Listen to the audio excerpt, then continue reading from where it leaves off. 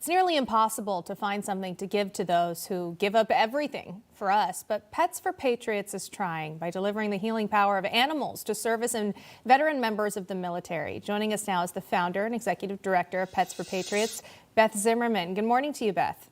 Good morning. Thank you for having me. Now, thank you for joining us. Can you explain to our viewers a little bit more about how you got started with this organization and how exactly it works? Sure. Actually, interestingly, it started 12 years ago on Memorial Day after I had taken my mom and her then companion home after a barbecue. He is a World War II veteran, was a World War II veteran. And when I came home, I just had this idea of pets and veterans, and didn't really make a whole lot of sense to me at the moment. But some of my best ideas just are these fleeting ideas. I ended up doing a little more research to understand more about the plight of animals in our country, specifically homeless animals in shelters, and those of veterans as well. And what I discovered was, while these were two very different populations, homeless animals and military veterans, they had very complementary needs for love, acceptance, a sense of belonging, companionship. And I thought, wouldn't it be wonderful to find a way to bring them together for mutual healing, love, and friendship? I love it. There's so much underestimated just companionship that an animal can bring to anyone, and especially, as you're pointing out, just this category of people who need this type of love, the care, the unconditional love, if you will. Now, it's been said, when you rescue a dog or cat, you rescue yourself. How have you seen pets helping our veterans?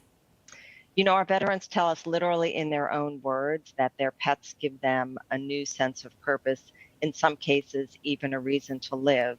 And while that might sound like a little hyperbole, I recall a story of one of our veterans. She was a retired Air Force veteran who was volunteering at one of our more than 400 shelter partners around the country, and ended up adopting a special needs little dog named Peanut. And for a few years, she and Peanut just had a beautiful life together, and it really uplifted her spirits. And then a series of personal tragedies befell her, concluding with the death of her mother.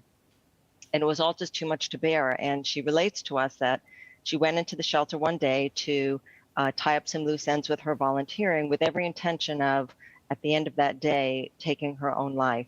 And while she was at the shelter, a woman came to surrender another special needs dog, as it happened, named Thunder. And she immediately grabbed the dog, and in that moment forgot that she had planned to end her life. Brought the dog home, vowed to foster the animal until he found a home. And while she was talking to the dog and letting him know that everything would be okay, tears started to run down her face, and she realized she was actually talking to herself. And from that day forward, she vowed to live, and has done so, and now has a incredibly fulfilling life with two special needs dogs that she adopted through Pets for Patriots. So pets really can literally save lives, not just of the animal, but of veterans as well. My goodness, what a powerful story, and so literal, as you said, saving your life. You just think of, as a pet owner, I'm an animal lover, you love your animal, but you don't think of how important their role can be in somebody's life. But also, of course, there's the added cost. Maybe people don't always adopt an animal because pet ownership can be costly, and for people who don't prepare, they end up returning the pet later on. How do Pets for Patriots help with the financial responsibility as well?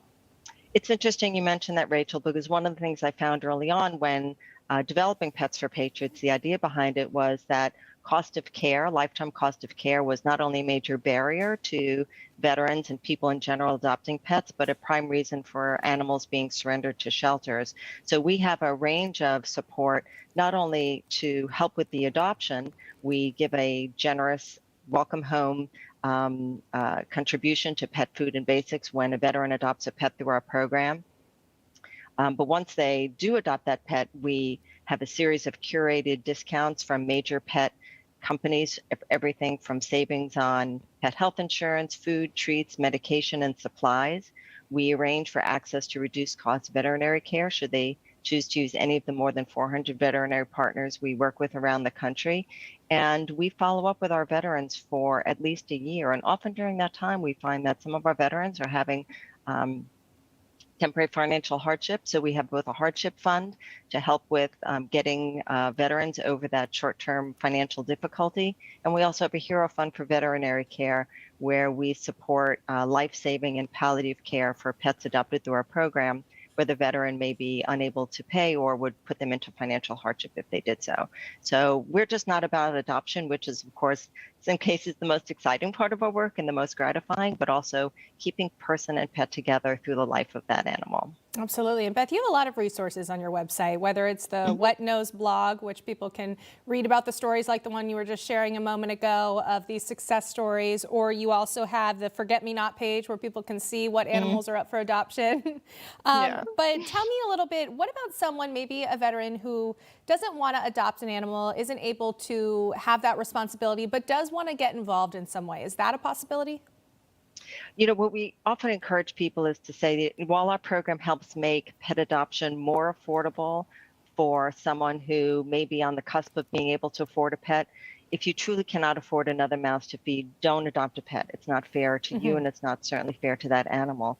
We encourage them to consider being a foster or a volunteer at any of, again, our more than 400 shelter partners around the country, or even to a shelter near them that may not be in our network. It's an important actually, that's how I adopted my dog. I started out as a volunteer at my local city shelter. For a year and a half, I volunteered, and through that, I met the dog that I now have when I felt I was able to, bring a dog into my life.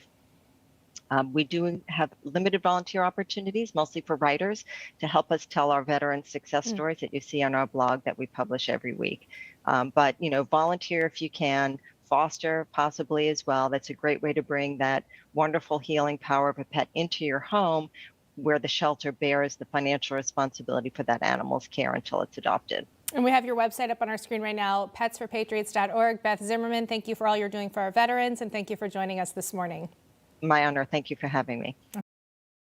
Hey, I'm Rob Finnerty. Thanks for watching. If you enjoyed this video, please join the conversation in the comments below. Don't forget to subscribe, too. Hit the bell icon to be alerted to breaking news. And remember, there's a whole lot more on Newsmax TV, America's fastest growing cable news network. Newsmax TV, where real news for real people.